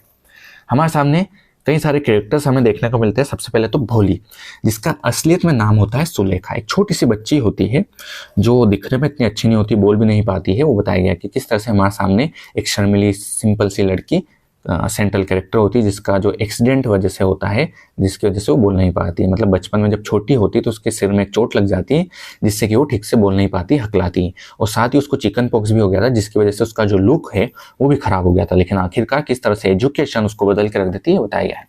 रामलाल जो है वो भोली के फादर हैं और यहाँ पर ये भी बताया गया है कि किस तरह से इसके लिए फिर भी थोड़ा ठीक ठाक सोचते हैं, लेकिन भोली की मदर यहाँ पर ट्रेडिशनल मदर बताई गई, अनसिंपैथेटिक वुमेन, कि किस तरह से एक माँ होते हुए भी वो अपनी बच्ची को किस तरह से बच्ची के लिए बुरा सोचती है और साथ ही उसको किस तरह से खाई में ढकेलती है, किस तरह से कैसे इंसान के शादी करने के लिए जोर देती है जो उसकी लाइफ, बच्ची की लाइफ खराब कर सकता है। तो यहाँ पर अनसिंपैथेटिक वुमेन मतलब कि अपनी बेटी के लिए कितना उसको प्यार नहीं है ये बताया गया है। स्कूल टीचर एक बहुत ही अच्छा कैरेक्टर बताया गया कि किस तरह से स्कूल टीचर एक जो लेडी थी वो भोली का कॉन्फिडेंस बढ़ाती है, उसको सिखाती है, उसको एक कंप्लीटली दूसरा पर्सन बना देती है। विशांबर नाथ ये एक आदमी होता है जो बाद में भोली से जिसका रिश्ता तय होता है, जिससे इसकी शादी होने वाली होती है, जो कि बहुत ही एक लालची इंसान और बहुत ही लगभग 50 साल का इंसान होता है, इसके पप्पा के एज का होता है, तो जिससे इसकी शादी इसकी मम्मी करवाने वाली होती है। तो यहाँ पर यह बताया गया है। अब इसकी समरी देखते हैं। भोली जिसका नाम दरअसल सुलेखा था वो रामलाल की सबसे छोटी लड़की थी। रामलाल की धीरे धीरे करके सारी बेटियों की शादी हो जाती है, लेकिन जो भोली थी उसकी शादी नहीं हो रही थी। क्यों नहीं हो रही थी? क्योंकि भोली का बचपन में क्या हो गया था, एक एक्सीडेंट हो गया था और साथ ही स्मॉल पॉक्स भी हो गया था जिससे वो बोल नहीं पाती थी, और स्मॉल पॉक्स की वजह से तो उसका जो फेस था वो बहुत बेकार हो गया था और उसको धीरे धीरे क्या बोलने में भी दिक्कत आती थी। फिर धीरे धीरे करके, हालांकि वो स्कूल भेजना नहीं चाहते थे, उसकी मम्मी तो बिल्कुल नहीं चाहती थी कि इसको स्कूल भेजेंगे तो इससे शादी कौन करेगा, न मेरी बेटी से शादी कौन करेगा, अगर स्कूल भेज देंगे इसको तो घर में ही रखो, बेवकूफ़ लड़की है, इसको बाहर नहीं भेजना, इस तरीके से। लेकिन उसके बाद भी उसके फादर उसको भेजते हैं क्योंकि इसके फादर खुद गवर्नमेंट जॉब में होते हैं, रेवेन्यू डिपार्टमेंट में होते हैं इसके फादर, जो कि इसको एजुकेशन सोच के कि ठीक है चलो भेज देते हैं। लेकिन भोली जो है शुरुआत में काफ़ी घबराई हुई होती है कि यार मैं जाऊं कि नहीं जाऊं। मतलब जाहिर सी बात है, जो बच्ची बेचारी सिंपल सी है, कभी घर से बाहर नहीं निकली, लेकिन वो जब देखती है स्कूल में तो रोने लगती है। पहली बार जब बच्चे जाते हैं आपने देखा ही होगा, कई बार रोने लगते हैं, लेकिन यहाँ पर वो काफ़ी रोती है। दूसरे बच्चे इसका मजाक भी उड़ाते हैं, इसके ऊपर हंसते भी है, इसका चेहरा देख करके बोल नहीं पाती। लेकिन जब टीचर इसको दिखाती है अपनी काइंडनेस, उसको इनकरेज करती है लर्निंग के लिए, नहीं बेटा ऐसा नहीं सोचना, उसके अंदर कॉन्फिडेंस डेवलप करती है, तो धीरे धीरे करके भोली काफ़ी अपने आप को अच्छा महसूस करती है और धीरे धीरे वो काफ़ी एजुकेटेड बन जाती है। काफ़ी टाइम बाद जब विशांबर नाथ जैसे आदमी का भोली के लिए प्रपोजल आता है शादी का, तब अब समझ नहीं आता क्या किया जाए। तो उनके फैमिली में डिस्कशन होता है, भोली की मम्मी, भोली के फादर आपस में डिस्कशन कर रहे होते हैं। भोली की मम्मी बोलती है कि चलो कर देते शादी, लेकिन वहीं पर इसके पापा बोलते हैं कि यार शादी करे कि नहीं करें, क्योंकि वो तो मेरी लगभग एज का है ने, बड़ा लालची इंसान है, उसकी तो शादी भी हो चुकी है, उसकी शायद एक वाइफ मर भी चुकी है ने, वो तो ऐसा है न वैसा है। लेकिन उसकी मम्मी बोलती है कि देखो अपनी बेटी कोई सुंदर तो है नहीं, ऊपर से वो है तो बहुत बेवकूफ़ लड़की, मूर्ख लड़की है, तो एक काम करो इससे आप तो शादी कर दो, इतना मत सोचो। अब जाहिर सी बात है विशांबर नाथ क्या करता है, विशांबर नाथ उसको एक्सेप्ट कर लेता है प्रपोजल। अब जब सामने शादी की बात होती है, वरमाला का टाइम आता है, तो विशांबर नाथ वरमाला भोली को पहनाने जाता है। तो इसी टाइम पे भोली का जो घूंघट है वो हटने लगता है, तो विशांबर नाथ को उसके पोक मार्क्स दिख जाते हैं। वो तो बोलता है कि तो बिल्कुल बेकार दिखती है, मैं क्यों करूँ इससे शादी। तो उसमें ये भी नहीं, वो ये नहीं सोचता है कि मैं भी 50 साल का हो चुका हूँ, मैं भी डिवोर्स, नहीं, उसको घमंड इस बात का होता है कि मैं तो एक लड़का हूँ, मैं तो एक आदमी हूँ। तो वो लड़की के पापा से क्या डिमांड करता है कि मुझे तो 5,000 रुपये किस में चाहिए, दहेज में चाहिए, ड्राउरी में चाहिए, तभी मैं इससे शादी करूंगा, नहीं तो मैं अभी भारत लेके वापस चला जाता हूँ। अब जो भोली के पापा थे वो डर जाते कि यार भारत वापस चली जाएगी, मेरी बेटी की शादी इस तरह से टूट जाएगी तो मेरी गांव में क्या इज्जत रह जाएगी। तो इस तरह से वो 5,000 रुपये हालांकि पास होते नहीं। अब आप सोचोगे 5,000 रुपये तो थे, लेकिन 5,000 रुपये ये उस टाइम की बात बताई गई है जब स्टोरी जो है वो काफ़ी पुरानी है, मतलब काफ़ी पुराने टाइम पे सेट करी गई है, जब 5,000 रुपये बहुत ज़्यादा मायने रखते थे। तो उस टाइम पर भोली ये सब देख रही होती है। अब धीरे धीरे क्या करता है, भोली के फादर जाते हैं, बड़ी मुश्किल से थोड़े बहुत पैसे लाते हैं, उनके पास पूरे पैसे नहीं होते हैं, लेकिन वो क्या करते हैं, पैसे ला के विशांबर नाथ के पैरों में रख देते हैं और बोलते हैं कि प्लीज़ ये जो मेरे पास है ये रखिए और मेरी बेटी से शादी कर लीजिए। लेकिन आखिरकार वो नहीं मानता है और फिर भी थोड़े बहुत पैसे ला के विशांबर के सामने वो पैसे रखता है कि ठीक है अब कर लो शादी। विशांबर खुश हो जाता है कि लाओ वरमाला दो, मैं अभी शादी करता हूँ। उसके चेहरे पे ग्रीडी फेस वो दिखाता है, लेकिन वहीं पर भोली जो है बिसाम्बर से शादी करने को मना कर देती है कि मैं ऐसे लालची इंसान से शादी नहीं कर सकती जो कि इतना ज़्यादा लालची है, इतनी ज़्यादा ह्यूमिलेट करता है मेरी फैमिली को। तो वो बोल्डली काफ़ी अच्छे से अपने पेरेंट्स को दिखाती है कि नहीं, मैं अनमेरिड भी रहूँगी ना तो मैं अनमेरिड रहकर भी अगर मुझसे कोई शादी नहीं भी करता, अगर आज ये भारत चल जाती तो मुझे कोई दिक्कत नहीं। क्यों? क्योंकि मैं भी क्या करूँगी, स्कूल जाके बच्चों को पढ़ाऊँगी ताकि सारी लड़कियाँ एजुकेटेड हो सके। इस तरह से भोली की टीचर भी शादी में आई थी जो उसको देख के काफ़ी प्राउड फील करती है कि किस तरह से एजुकेशन ने सिंपल एक लड़की को जो कि बहुत डहरी सहमी में रहती है वो काफ़ी अब समझदार हो चुकी होती है। थीम्स क्या क्या है इसमें वो देखते हैं। एजुकेशन इज इम्पावर्ड, किस तरह से आपको एजुकेशन जो है सेल्फ रिलायंट बनाती है, आपको कॉन्फिडेंस देती है, आपको एक समझदार इंसान बनाती है। Gender equality and self respect, यहाँ पर जेंडर इक्वलिटी भी बताई गई है। पहले तो किस तरह से लड़की और लड़के में भेद बताया गया, किस तरह से लड़के वाले आपस में प्राउड फील करते हैं ये बताया गया है, और किस तरह से इक्वलिटी नहीं है हमारे समाज में ये भी बताया गया है। लेकिन किस तरह से एजुकेशन धीरे धीरे जेंडर इक्वलिटी लाती है, सेल्फ रिस्पेक्ट लाती है, ये थीम्स है इसकी main. Parental neglect and support, भोली को जब स्टार्ट होता है चैप्टर तब बताया गया कि किस तरह से भोली को उसका पूरा परिवार नेग्लेक्ट करता है, इग्नोर करता है, खासतौर पर उसकी मम्मी। तो यहाँ पर बताया गया कि किस तरह से एक बच्ची जो कि थोड़ी सी पीछे होती है उसको किस तरह से परिवार भी पीछे छोड़ देता है, उसके लिए कितना बुरा सोचता है ये बताया गया है। उसको सपोर्ट करना तो दूर, उसको एक अपने ऊपर बोझ समझते हैं ये बताया गया है। ब्रेकिंग स्टेरियोटाइप्स, यहाँ पर स्टेरियोटाइप्स को भी तोड़ने की बात करी गई कि किस तरह से वुमेन को लेकर स्टेरियोटाइप्स है, मैरिज को लेकर स्टेरियोटाइप्स है वो भी तोड़े गए हैं। इनर ब्यूटी एंड स्ट्रेंथ, बात करी गई है आंतरिक सुंदरता की और शक्ति की। तो भोली का बैकग्राउंड इसमें इंपॉर्टेंट पॉइंट हो जाता है। रोल ऑफ एजुकेशन, कि एजुकेशन का क्या रोल होता है किसकी लाइफ में वो बताया गया है। मैरिज, शादी से रिलेटेड बताया गया है। भोली का डिसीजन, कि कभी कभी आपको बहुत तगड़े डिसीजन लेने पड़ते हैं जो आपके भलाई के लिए होते हैं, खुद को लेने पड़ते हैं हिम्मत करके, ये भी बताया गया है। तो मोरल पूरी स्टोरी का ये है कि education is a powerful tool for personal empowerment, self respect and should never be compromise. ये बहुत अच्छे से ध्यान रखना चाहिए। ठीक है, ऐसे के साथ ये स्टोरी खत्म होती है। अब हमारे सामने जो लास्ट चैप्टर है वो देखते हैं, book that saved the earth. ये जो चैप्टर है ये साइंस फिक्शन के ऊपर एक सटायर है। ये इस चीज़ का ध्यान रखना, ये क्या है, एक सटायर है, एक ताना है साइंस फिक्शन के ऊपर। साइंस फिक्शन आपने देखा ही होगा, मार्वल मूवीज़ आपने देखी होगी, सुपरमैन, बैटमैन, डीसी की मूवीज़ देखी होगी, मार्वल की मूवीज़ में आयरन मैन, थोर वगैरह आपने देखे होंगे। तो ये सब चीज़ें साइंस फिक्शन के अंदर ही आती है। Book that save the earth is a humorous imaginative science fiction. Book that save the earth मतलब यहाँ पर बताया गया किस तरह से नर्सरी की किताब अर्थ पे होने वाले अटैक को बचा लेती है। मतलब मार्स के लोग अर्थ पे अटैक करते हैं लेकिन उनको एक नर्सरी की किताब मिलती है, उस नर्सरी की किताब देख के वो डर जाते हैं, उसमें जो चीज़ें लिखी होती है उसको मिसअंडरस्टैंड करते हैं, उसको लेकर डर जाते हैं, वहाँ से भाग जाते हैं, मतलब अर्थ पे अटैक करने का प्लान छोड़ देते हैं। हमारे सामने कुछ कैरेक्टर इन द हिस्टोरियन जो कि मार्स की इन्वेजन जो कि पृथ्वी पर होने वाला होता है एक टाइम पे वो बताता है। थिंक टैंक जो कि अपने आप को बहुत ज़्यादा समझदार समझता है कि मैं ही रूलर हूँ मार्स का। ये एक्चुअली में रूलर होता है मार्स का, लेकिन इसके पास बिल्कुल दिमाग नहीं होता, लेकिन अपने आप को बहुत ज़्यादा समझदार समझता है। और किस तरह से एक किताब इसको धोखा दे देती है वो बताया गया। नूडल जो कि एक इसका सबऑर्डिनेट होता है, इसका सेनापति कह सकते हैं नूडल, जो कि काफ़ी समझदार होता है, सेंसिबल होता है, रेशनल होता है। कैप्टन ओमेगा, लेफ्टिनेंट आयोटा और सर्जेंट ओप, इन ये तीन भी कैरेक्टर इसमें बीच बीच में आते रहते हैं। अर्थलिंग्स मतलब अर्थ पर रहने वाले लोग। समरी क्या है इसकी वो देख लेते हैं। The play begins in 25th century. ये जो प्ले है ये 25वीं शताब्दी में इसकी कहानी बताई गई कि जहाँ पर हिस्टोरियन जो है वो कहानी बताता है कि आज से किस तरह से 400 साल पहले, मतलब आज के टाइम पे एक घटना हुई थी कि मार्स के लोग जो है अर्थ पे अटैक करने वाले होते हैं, वो किस तरह से एक छोटी सी बुक उनको वापस भगा देती है। Martian team lands in library. Actual में क्या होता है, जब मार्शियन टीम्स मार्स के जो टीम होती है वो कहाँ आती है, अर्थ पे आती है। अर्थ पे आने के बाद वो एक लाइब्रेरी में जाती है जहाँ पर वो पहली बार काफ़ी सारी बुक्स देखते हैं। उस बुक्स को देख के तो उनको लगता है कि शायद ये कुछ खाने की चीज़ होगी, फिर लगता है उनको शायद ये पहनने की चीज़ होगी, टोपी होगी या कुछ इस टाइप से। फिर बाद में उनको लगता है कि नहीं खाने की होगी, वो सैंडविच समझते हैं इनको।